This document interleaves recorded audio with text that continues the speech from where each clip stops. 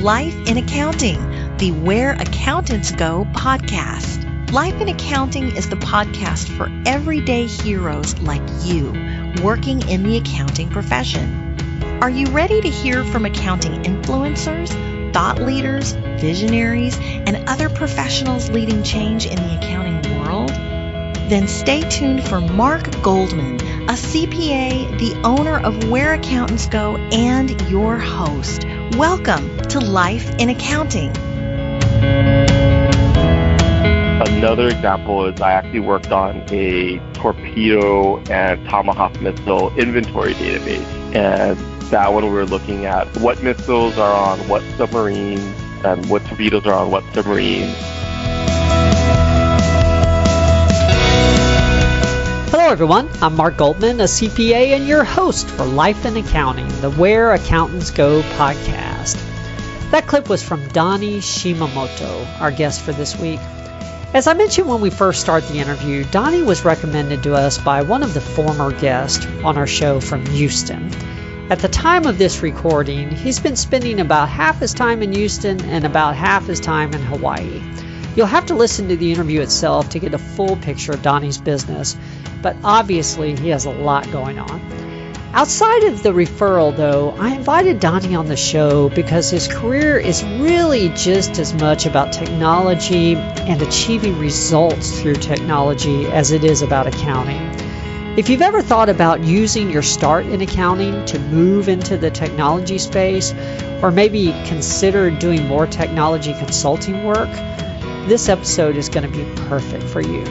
Donny shares the story of how he got into that space, as well as giving us an overview of his consulting firm now, Enterprise Technologies.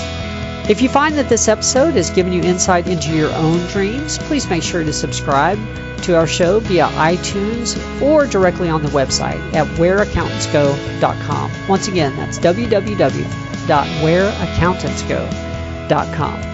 With that, let's go ahead and get started. Here's Donny Shimamoto with Enterprise Technologies. Well, hello, Donny. Thank you so much for spending some time with us today. I really appreciate you being willing to share your career journey with our audience. No, thank you, Mark. I always enjoy sharing my stories with everyone, so I'm glad to be on here. Perfect. Well, for the audience, we have Donny Shimamoto on the show today, and how we got in touch is sort of an interesting story. Sheila Enriquez from Briggs & Selka in Houston was one of our former guests, and she suggested that we interview Donny. And then as luck would have it, I ended up being at one of his talks at a recent accounting conference, and so I got a preview of his story and his speaking style and sort of his background, if you will. Donny is an accountant, a CPA actually, but his career has been very technology and business intelligence focused, which is why I really wanted to see if he'd be willing to come on the show and share his insights with us and sort of his journey, if you will. Donny, I definitely want to get into your career and life now, of course, but let's start at the beginning so the audience gets a better idea of where you came from and how you got to where you are today. What initially caused you to even think about accounting as a possible career in the first place? Well, when I was in high school, my aunt had actually encouraged me to take the accounting course. And so I think I was a sophomore and I took the high school accounting course, and it just came really naturally to me. So that kind of really was the genesis of all of it. And from there, we went on. We actually had a project where we started a school bookstore. And I was, of course, the accountant for the bookstore, so got to take a lot of what we had learned in the book, and then we actually did it by generating purchase orders to send to vendors and receiving merchandise and running the bookstore. So we actually had a cash register, and we would cash out and record the receipts. And so I got to do some hands-on accounting right after that. Interesting. So was your aunt an accountant, or she just had seen that this might be a good career? I mean, did she have any connection to the profession? She's not an accountant, but she used to work at a bank, and she's actually in the IT field. And that's actually the other side of, you mentioned my technology side earlier, and my technology side also started in high school. Oh. So the accounting I took my sophomore year. My junior year, I took a data processing class and started to get looking at the actual business applications of technology. But as I said that, I should also say, I think I first started programming when I was probably, I want to say it's maybe in the 6th or 7th grade.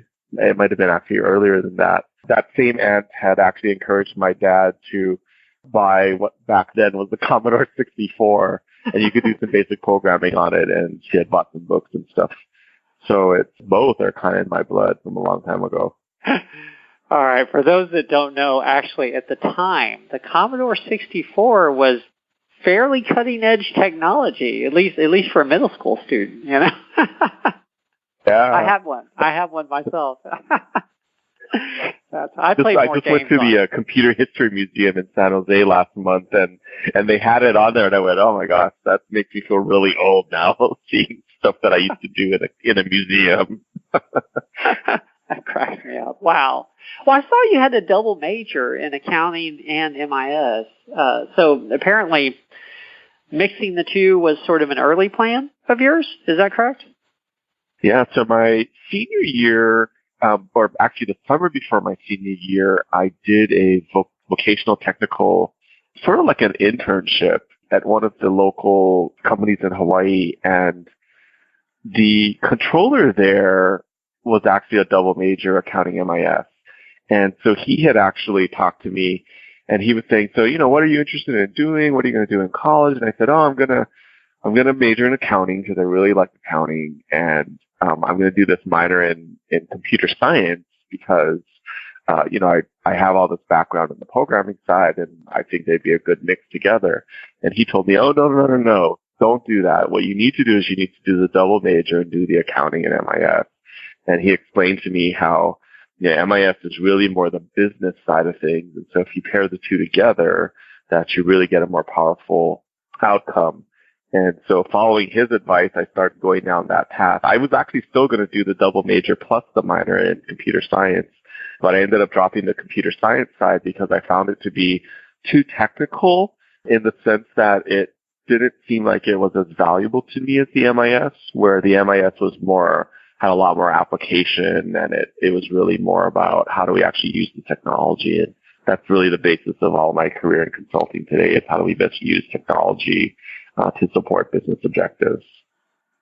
Interesting. So what was your first job, not internship, but job out of college with this double major in accounting and MIS? Did it include both sides, or did you go one way or the other initially? My first job after college is with Coopers & Lybrand, or was with Coopers & Lybrand, and it was a double. I was what they called at that time a dual track. So we did both financial audit and IT audit. We were primarily part of the IT audit group, but because we had the accounting background during busy season, we would help do the financial audit side. So that was actually my first, per se, true work in the accounting field. Prior to that, during college, I had worked doing something that was some database programming, and then I also did an internship that was IT support, so basically help desk and some application development, also with Coopers & Lybrand in their IT department before I went full-time in audit. Interesting. To what extent do you feel that double major with the MIS portion adequately prepared you for that first job in retrospect, with Coopers & Lybrand? Do you feel like, you were prepared, or it's a whole lot different in the real world? I felt like I was prepared enough that today's world, I find it interesting because I think a lot of employers want students to come out and immediately hit the ground running. And I don't know if any of them think back to when we first came out of school, and it was like we didn't know how to do everything that needed to be done. And luckily, working with essentially a Big Four firm, immediately we got sent out for us, it was actually a week and a half because it was both the audit and the IT. So the audit by itself was, I think, a week of training. And then we got an additional, I think it was 2 days for the IT audit side, and primarily controls focus. So we went through essentially a week and a half of training to get us ready to actually apply the base that we got, from the degree. But the degree work to me was all the basic knowledge that we needed to understand what is accounting, what is it supposed to look like, what does auditing look like. And then the accounting information systems course, which was all about controls and the different cycles and how they all work together. That was the key course. Till today, I still have that textbook sitting on my bookshelf, and I'll go back and look at it when I really need to see like, okay, what are the controls supposed to look like in this area? Wow. Okay. I think I was more of a true accountant. I sold my textbooks back pretty quickly. So how long were you at Coopers and Lybrand? And I guess, were you in that same field the entire time? What was that part of your career like? I actually spent about 2 years, maybe more like a year and a half, in the IT audit group. Oh, actually, I should say doing both. So I got to the point where I actually issued financials. Of course, I didn't sign because I wasn't a partner, but I got to the point where I actually issued financials once all the way through. And then I got pulled over onto the consulting side. So there was a project that was going on in Pearl Harbor, and I'm originally from Hawaii, born and raised in Hawaii. And I got pulled into this project that was a global knowledge management project. And the first year we were on that project was just in Pearl Harbor. The second year we expanded out, and we actually had people out on the West Coast in San Diego. And then we started having people actually out on ships as well. So we had people out on aircraft carriers and a couple other ships. And so by the third year, I was the technical manager for that project, overseeing all the work that was being done, as well as coordinating work among the ships that were out at the Persian Gulf. And this was during the Persian Gulf War. So they were doing stuff out in the Persian Gulf, and then we had teams in San Diego and up in Washington State at the bases there. And then our team was in Hawaii kind of coordinating everything. So it was an interesting shift to go from auditing into this global setting of doing different types of consulting work. This is too interesting to pass up. So I'm trying to understand. So were you guys in the office doing some analysis, or are you out there with the Navy or the Air Force on some of the battleships? I'm trying to clarify what you were doing exactly, because you're the first accountant that's brought up Pearl Harbor. So it's a little of all of the above. We were there. I mentioned it's a knowledge management project, and it was actually the first global knowledge management project in the world. And we were doing a mix of different things. So primarily what we were doing was a lot of business process engineering or business process improvement, where we're looking at what are they doing. This is all primarily, I would call it kind of administrative back office type of things. So we weren't like doing like intelligence and the secret, all the really secret type of stuff, but we were there looking at different things that they were doing, helping them to improve their overall ability from the administrative capability, again, to be ready to do war fighting. So like some examples of stuff that I worked on, I helped in the personnel department, so kind of like the HR department. I was doing a bunch in there around reporting as it related to positions that were congressionally funded compared to how they were actually filled. And so if I put my CPA hat on, what we're really doing is business reporting on non-financial metrics and helping to correlate a lot of non-financial data and ensuring that that data had a bunch of reliability behind it, because it was being used to provide reports to the admiral around whether or not all the personnel that could be employed in the U.S. Navy and the Pacific Fleet were employed. Another example is I actually worked on a Torpedo and Tomahawk missile inventory database. And that one we were looking at what missiles are on what submarines and what torpedoes are on what submarines, and what was their maintenance history, what do they do for maintenance again, what's being decommissioned.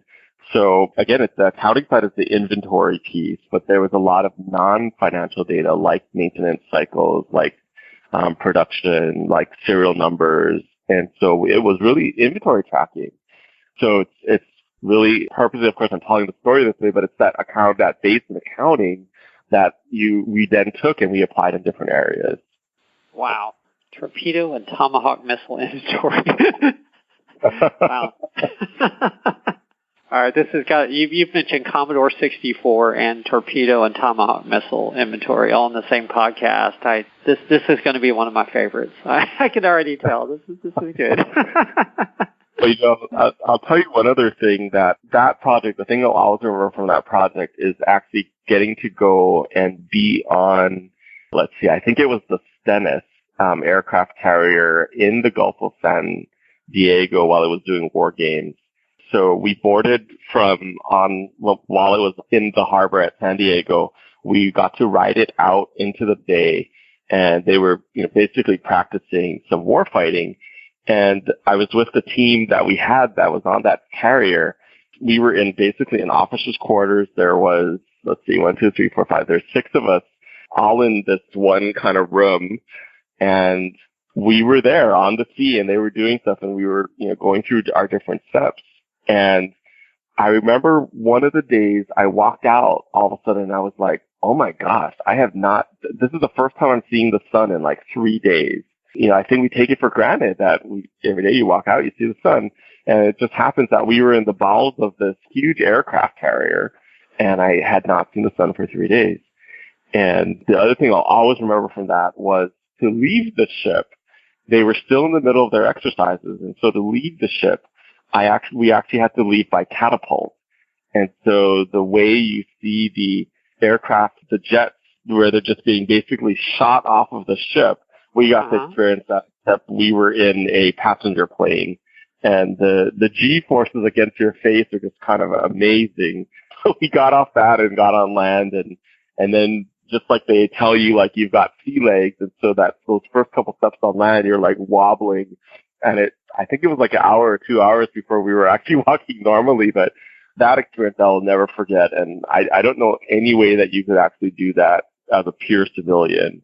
I'm always thankful at that experience, and glad to have not had to be in the military to actually get that experience. In all seriousness, I bet that did give you a real appreciation for the military and the job they're doing, because you're out there with them at this time. And yeah, you got some rare insight we accountants don't generally get. Wow. Yeah. Wow. Well, I want to make sure we hit the right points of your career. So why don't you lead us through the high points, from Cooper's Lybrand to doing what you're doing now? Because I don't want to focus on the wrong thing and, cause us to miss a juicy part of the story. So where'd you go after Cooper's Lybrand, and let's hit the high points. Sure. From Cooper's and Lybrand, by the time I left, I think it was after the second year in Cooper's and Lybrand, it was when the merger actually occurred. And so it was PricewaterhouseCoopers. So when I left, it was PricewaterhouseCoopers. And they had wanted me to move to Virginia, because that's where the defense consulting group was based out of, to move up. So I ended up saying, no, I'd rather stay in Hawaii, because I knew that's where my heart and home was. And I ended up moving actually onto the IT side with one of the largest, not one, they are the largest, until today they might still be the largest IT consulting firm in the state. And so kind of did a flip over onto the project management side there, working with them. That ended up not being as good of a fit for me. And I'll tell you that was one of the things where I started to, I think, appreciate my CPA brethren and the way that we do things, because on the IT side, while there is structure, I don't think IT people are as structured as we are in the way that we work. And so I realized that the whole discipline and structure of our work plans and the way we approach audits, and tax returns and even bookkeeping and accounting, that is a big value that we bring into the market. So after kind of spending a little bit of time with them, I didn't even complete a year, decided, this really wasn't working for me, and wanted to go out on my own. And luckily, one of my clients, 7-Eleven Hawaii, who I had started off actually auditing them as part of Cooper's and Lybrand, I approached them and I said, hey, I've been doing a little bit of IT stuff here and there for you. I'm thinking of going on my own. Would you continue to do work with me if I went on my own? And they said, oh, that's so funny. We were just about to approach you because we've been working with a bunch of different IT vendors, and we wanted to consolidate it all in one place. And so we were going to ask you if you'd be interested in working with us. And I went, perfect. And basically gave me enough that I said, hey, I'm going to start my own firm. And that's what I did. And that was in December of 2001. I went out on my own and have now been working on my own for 17 years. Oh, wow. I didn't realize it had been that long. Okay. Since 2001. Yeah. I'm curious, was the focus of the firm at that time the same as it is now, or how has that changed over the years? So at that time, I really wanted to get back to the type of consulting I was doing when I was with PwC. So the move into the IT consulting was more website focused, a lot of project management over technical projects. And so with the move back, I wanted to get back into more of the real accounting and IT mix. And so initially we did a lot of application development where I built a system that actually still is operating today, a couple of systems, one that helped them do some financial analysis around the profitability of the stores, and then a second system that actually takes a lot of the orders. So each of the stores orders or submits what I think of as purchase requisitions from each individual store, and we take and aggregate all of the individual purchase requisitions and create these larger purchase orders that we then send out to the different vendors for 7-Eleven Hawaii.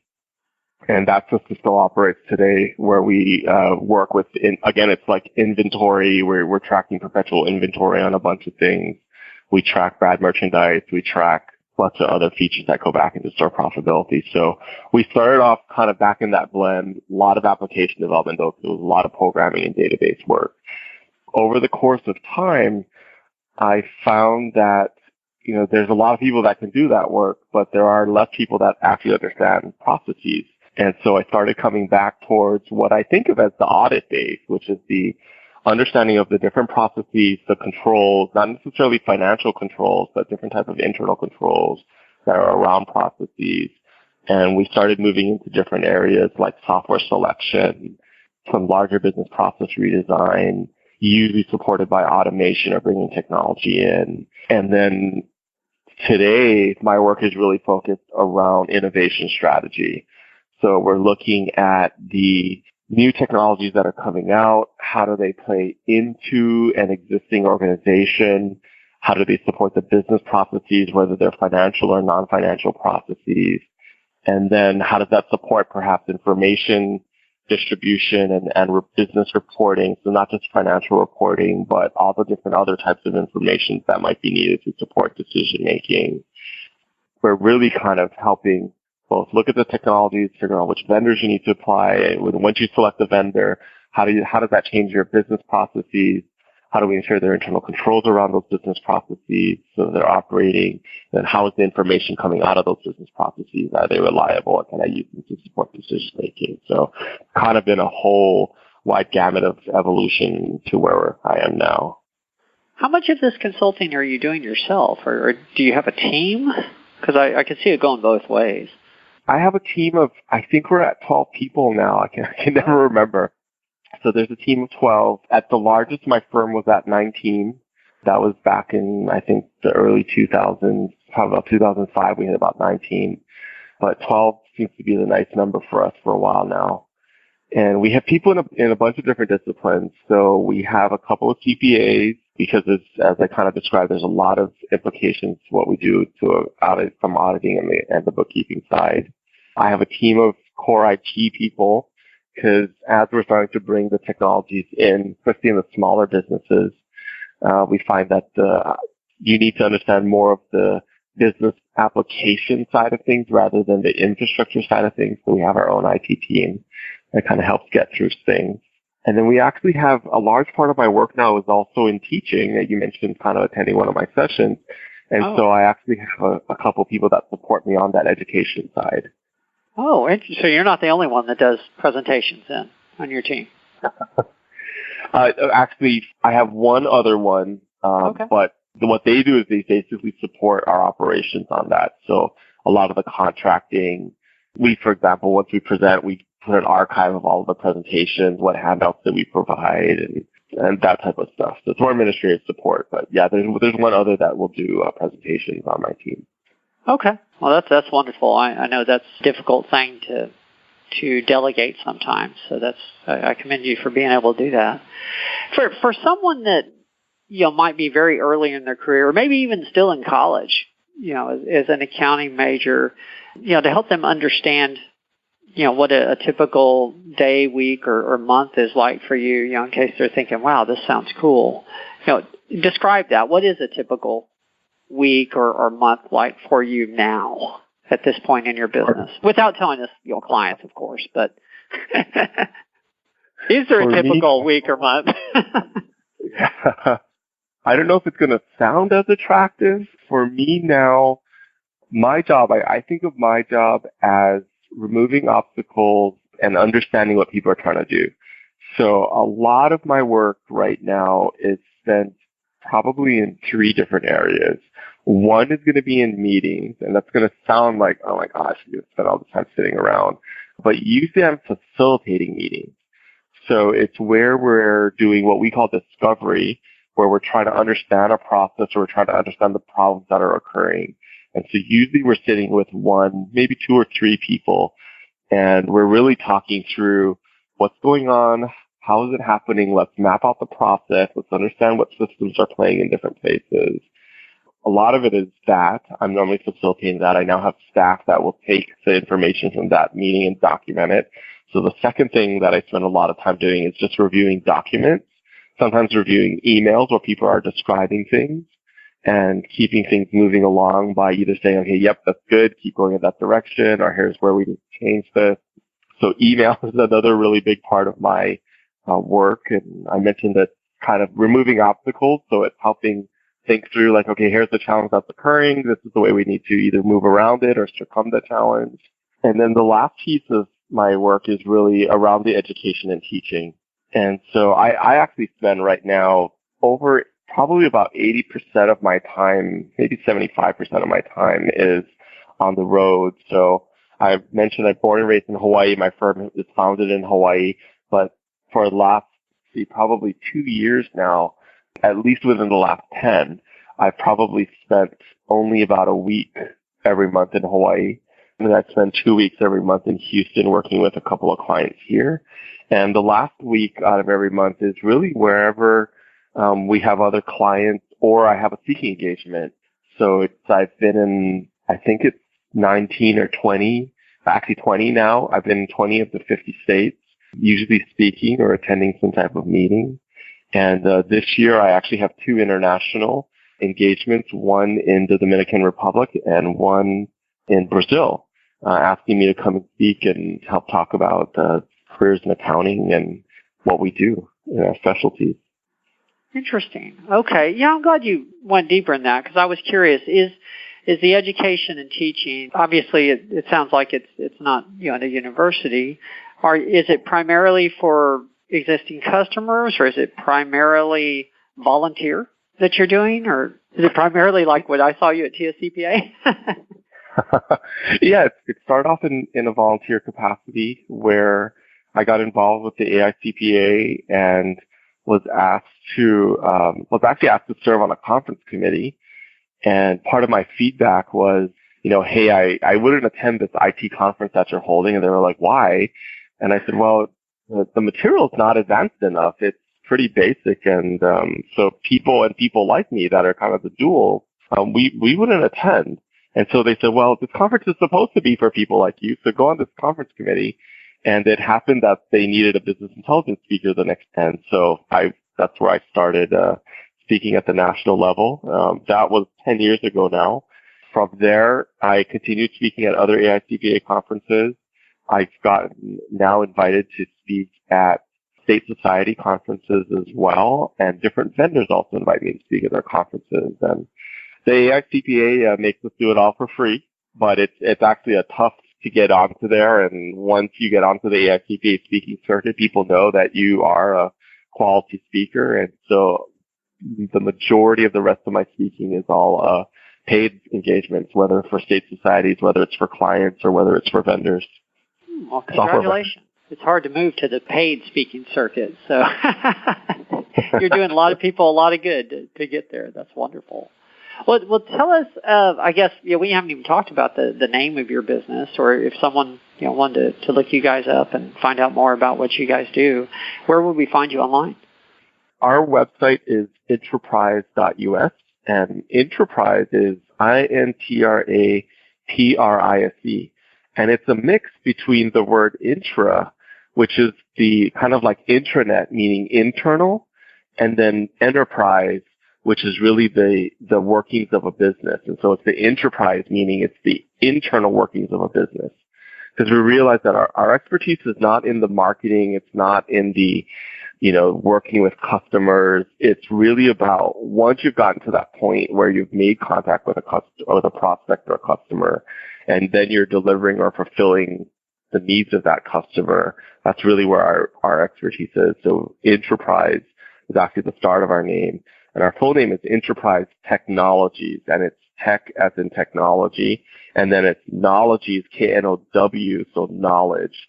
Because we really talk about ourselves being that intersection between technology and knowledge to then operate within the internal operations of an organization. And so we're bringing technology and know-how together to this is how you use technology to support business operations. Beautiful.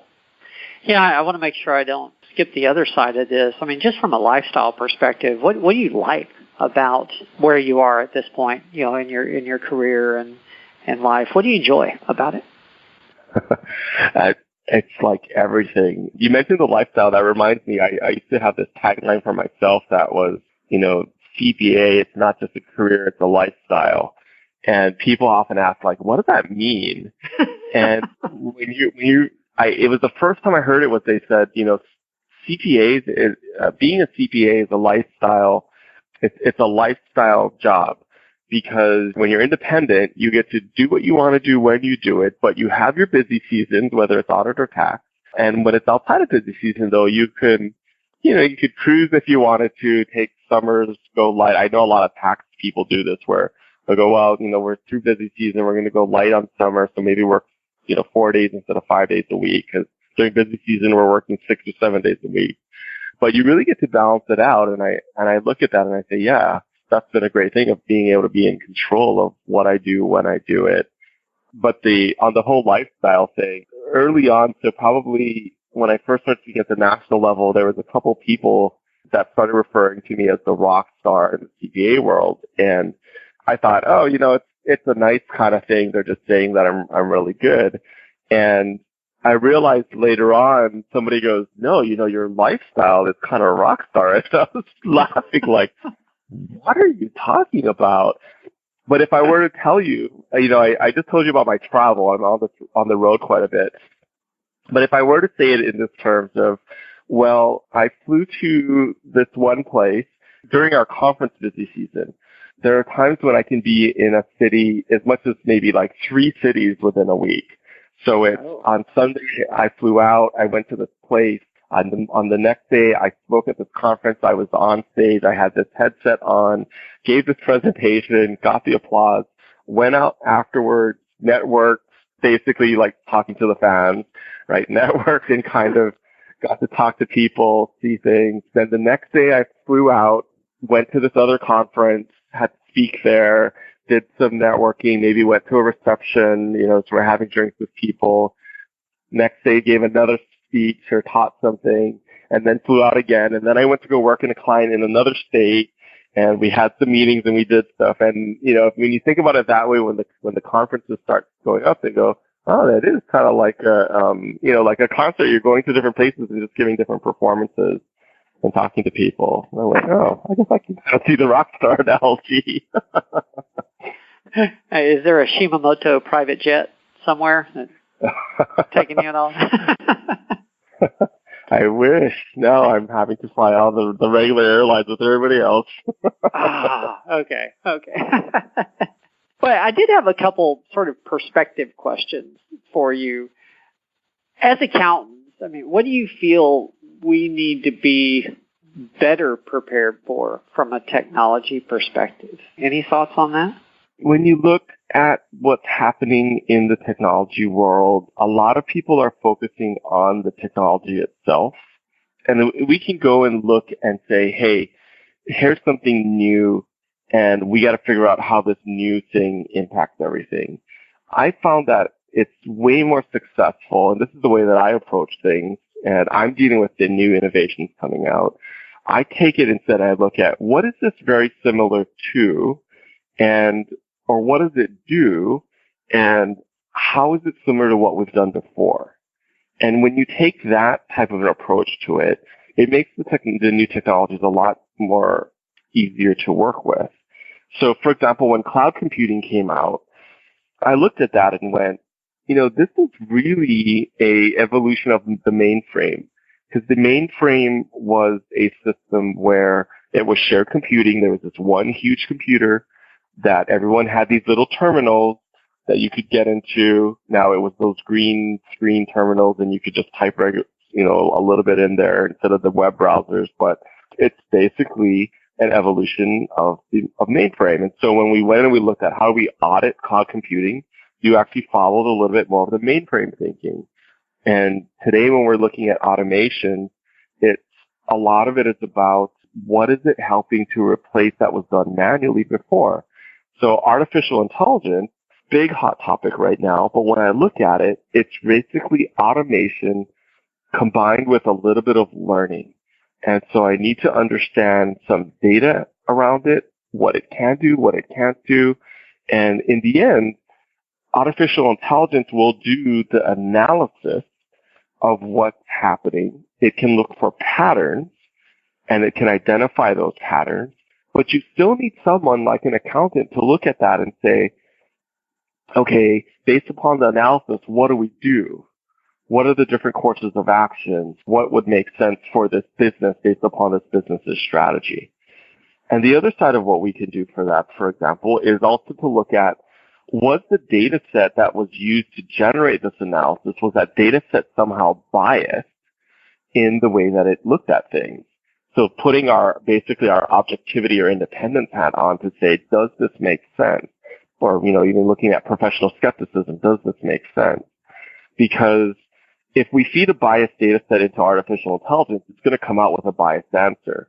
And I use the example of if we were analyzing successful managers in a company that is predominantly, let's say, white. Of course, this is tying into the whole diversity issue right now, right? So if I'm feeding a bunch of data sets that says these successful managers are all older white males, we'll use that, then any other candidate that came in that was Asian or African American or any of the other ones, it's going to say, no, that's not going to be a good candidate. The artificial intelligence will say that's not a good candidate because the data set that originally was used was already biased. And so those are the type of things that the artificial intelligence can't recognize that. But as an accountant or an auditor, we would need to come in and say, hey, this is going to cause some problems. There's a diversity issue here. There's probably a discrimination issue possibly there, right? And those are the types of things that we still need to do. So when you look at technology, look at what does technology do, and then you need to take a step back and say, what are the controls? What are the implications of what it's doing into the business itself? Yeah, it gets back to the basic premise that, yes, the calculations that we do may be replaced by artificial intelligence, but at the end, there's always some analysis that only humans will be able to perform. Yeah. It may be pretty advanced, but yeah, good point. Yeah. Well, thank you.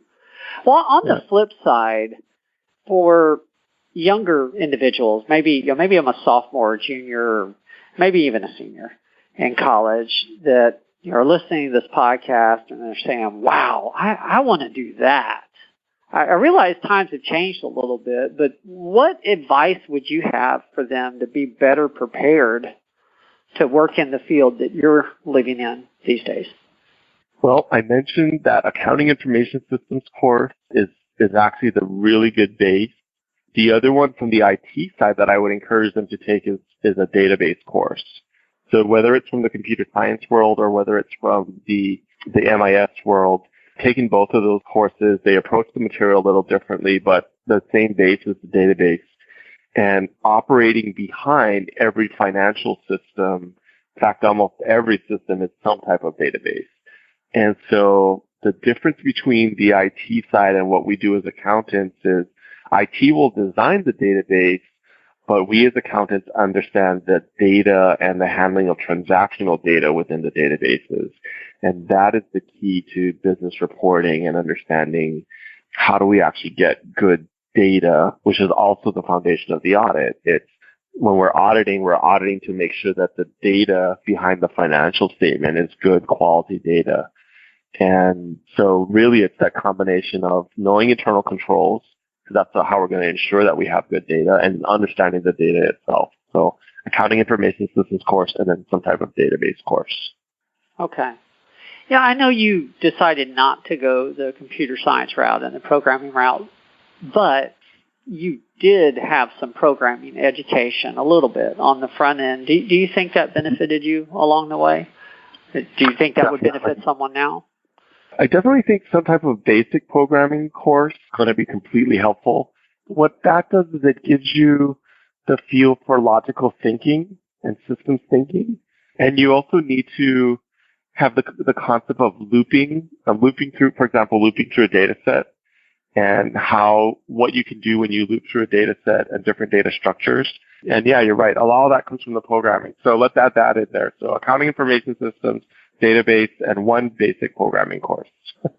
Okay. I was just curious. It occurred to me that although you didn't choose to go that route, you went a few steps down the path, Okay. Yeah, well, I actually have done a lot of coding, and still to today, I kind of pride myself on the fact that when I work with programmers, that I'm actually normally able to tell them how to approach the code. I just don't have to do it myself. And so part of that decision to not go down that programming path was, I know the computer science people hate it when I say this, but one of the other reasons to go down the MIS route rather than the computer science route is that computer science people will always end up working for MIS people, because MIS, we're doing the requirements, we're doing the design, and we're doing a lot of the upfront work to gather the requirements from the end users. And we feed those over to the computer science, who then does the programming. So I would say, why MIS? MIS because you will always have the computer science side working for you. Thank you for being that open. That's a good point. Well, we better get down to the final questions here. I end every podcast with the same three questions. I think it gives us some good consistency, and frankly, the answers are just very interesting. The first one's usually the easiest for people. What has been your proudest moment? Gosh, actually, that's a tough one. Career-wise. Career-wise, honestly, I want to say that it was when I had a client that I was working with that came back to me as the CEO of a company, and she came back to me one day and she said, thank you so much for all that you're doing. A family-owned company. She said, she's the daughter of the founder, and she says, I don't know how I would approach this if I didn't have you here helping me to understand what's happening, create our strategy, and really, help us move forward. And with that particular CEO, there were numerous times where I'd be in her office and she'd be there. She'd actually be crying, telling me what's going on because she was so frustrated and she didn't know how to approach it. And being able to be there as her advisor and say, okay, wait, let's deconstruct this. Let's figure out what's happening, and, let's get a path to get out of this. And that interaction with the clients, I can't tell you how many times I've had clients cry on me, and it's one of those things where you're just never ready for it. And the first time it actually happened, it was actually it was an older gentleman. I say older. I was an auditor at the time. I was like probably 22 or 23. This guy was probably in his 40s or 50s maybe. So not that old now that I'm in my 40s. And he cried. And I'm thinking, here I am, this 20-something-year-old, and he's crying because he's so frustrated with what's happening in his IT department. And he saw me as this path because I told him, oh my gosh, that's totally bad. Let me write that up as part of my audit report. And he was, you do not know how long I've been trying to get change in here. And because our audit report, I was writing it up as a finding. He said, I know your report's going to help me get some traction. And he broke down. And I was just like, wow. And that's happened more than once in my career. And that feeling that you're really helping somebody, that is always my proudest moment. Yes, you're making a difference. That is nice. Wow. Well, second, tell us about a mistake you've made and what you learned from it, of course. But frankly, the bigger the better. We like the big mistakes. So from a big mistake, I can think of several times where the big mistake is probably speaking or being more blunt than I probably should be for my position. And again, I think relative to where I am, relative to where I've always been fairly young. And so I know, like, for example, one of the early ones was where when I was moving from the audit side to the consulting side at PwC, I made this statement because the local office had kind of complained to me, and they said, these consulting guys, because they had been on the same project, and these consulting guys, they came in and they swooped it up and took it over, and they've done that more than once. And so when I transferred, I went to them and I was like, you guys can't keep doing this, and I'm only going to transfer into your department if you promise you're not going to do this. And I know they're thinking, who's this little senior coming to this office? Again, like probably 24-year-old telling us this thing, and there's more than a few times that I probably have spoken out like that. That's probably not the biggest mistake, but it's always along that theme of, like, I'm saying something that I really shouldn't be saying in my position. Well, people don't want to hire yes people, so that means sometimes you hear things you don't want to hear. That's really true, and I think that's the thing when in the consulting world, that's it's the harsh truth. And I know in the personal world, we will laugh because we'll say, "Well, I love you, so I'm telling you this," and you unfortunately can't use that line when you're in the consulting world. But it's like, you really need to hear this, and so I'm not going to make it pretty, and I'm going to tell you like it is. There you go. Yeah, I care too much about the situation not to tell you.